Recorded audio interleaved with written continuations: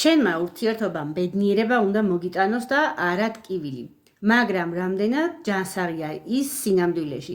ამ კითხვების მეშვეობით გაიგებ რა ნაბიჯები უნდა გადადგა, რომ სიყვარული იყოს ჰარმონიული და არა ტანჯვის წყარო. ეს ვიდეო არის ორნაწილიანი და მოიწონე გვერდი, რომ არ გამოგრჩეს მეორე.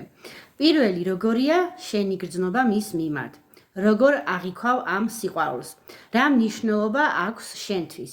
მეორე, რას გაძლევს ეს ადამიანი? რა დადებითი ემოციებს განიცდი მასთან? მესამე, რა გამოწვევები გაქვს ამ ურთიერთობაში? არის რამე რაც გაწუხებს ან არ გაკმაყოფილებს?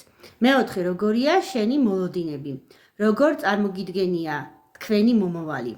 მეხუთე, შენ თავს როგორ გრძნობ ამ ურთიერთობაში? გაძლიერებს თუ შფოთი და გაურკვევლობა უფრო მეტი არის? მეექვსე, რისი გაკეთება შეგიძლია დღესვე დადებითი ცვლილებების დასაწყებად?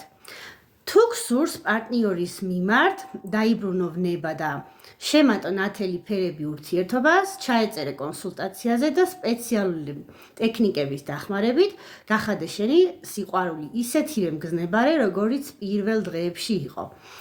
გისურვებ ხანგრძლივ სიყვარულით სავსე ურთიერთობას.